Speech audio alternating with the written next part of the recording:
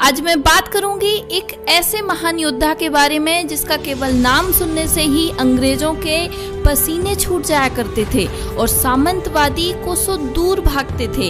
Indian robin hood के नाम से पहचाने जाने वाले गरीब आदिवासियों के मसीहा, अंग्रेजों को लूटकर गरीबों की भूख मिटाने वाले, ऐसे थे the great Indian warrior Tantya Mama Bhil. Bharat के रॉबिन हुड के नाम से विख्यात इस वीर योद्धा का जन्म मध्य प्रदेश के खंडवा जिले के एक छोटे से गांव में सन 1842 में हुआ था। उनके पिता का नाम भाऊ सिंह था। वे भील आदिवासी जाति के थे। घर की आर्थिक स्थिति कमजोर और अत्यंत पिछड़े हुए वर्ग में जन्म लेने की वजह से उनकी कोई पढ़ाई लिखाई नहीं हुई, लेकिन फिर भी वे चतुर और चालाक व्यक्ति थे। तीर कमान और लाठी चलाने का उन्हें बचपन से ही शौक था और इसी शौक को देखते हुए उनके पिता ने उन्हें हथियार चलाने की पूरी विद्या सिखाई, जो आगे चलकर उनके लिए एक पहचान बन गई। टंट्या मामा जब जवान हुए तो आदिवासी गरीब लोगों पर अंग्रेजों और सामंतवादियों द्वारा हो रहे अत्याचारों के खिलाफ इन्होंने आवाज उठाई, लेकिन उनकी आवाज को किसी ने नहीं सुना। फिर उन्होंने कुछ लोगों की एक टीम बनाई और अंग्रेजों के साथ साथ सामंतवादियों के अनाज को लूट कर गरीब लोगों में बांटना शुरू कर दिया।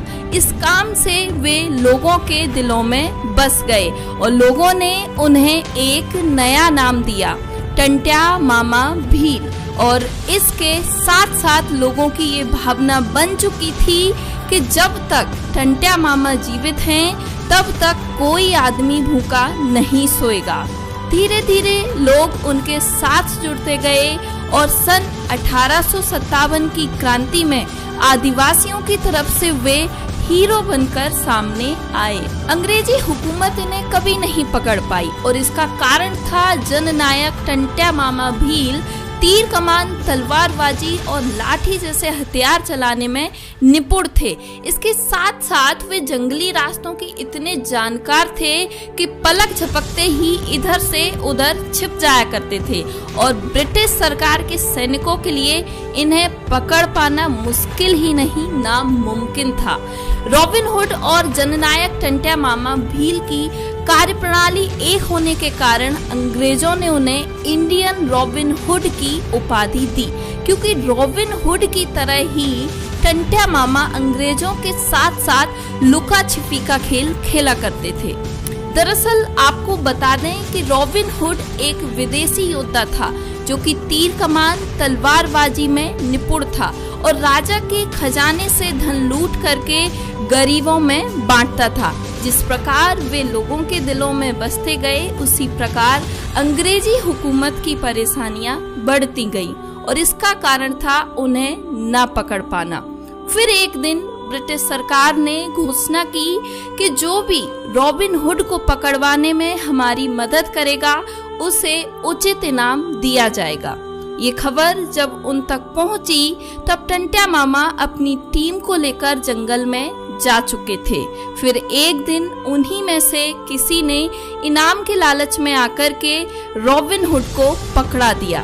11 अगस्त 1886 को जब उन्हें गिरफ्तार करके जबलपुर जेल ले जाया जा रहा था तो बहुत बड़ा जन सैलाब उमड़ा और उनके दर्शन के लिए पुलिस की घेराबंदी करके सरकार के खिलाफ नारेबाजी करने लगे। अंततः ब्रिटिश सरकार ने उन्हें मौत की सजा सुनाई और 19 अक्टूबर 1889 को फांसी दी गई और सबको पाताल पानी के कालाकुंड रेलवे के पास दफना दिया गया।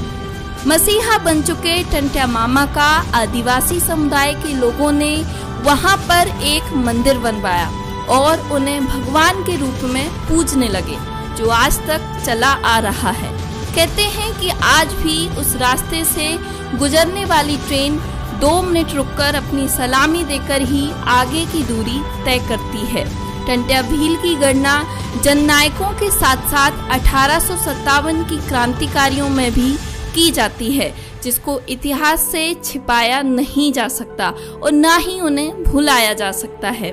इस प्रकार एक आदिवासी योद्धा का अंत हो गया, लेकिन आज भी वो भील समाज के लोगों में उसी तरह बसे हुए हैं जिस प्रकार उस वक्त थे। अगर ये वीडियो आपको अच्छी लगी है तो वीडियो को लाइक जरूर करें, और आप अगर चाहते हैं कि इसी तरह की वीडियोस आगे कंटिन्यू रखी जाएं तो हमें कमेंट करके जरूर बताएं।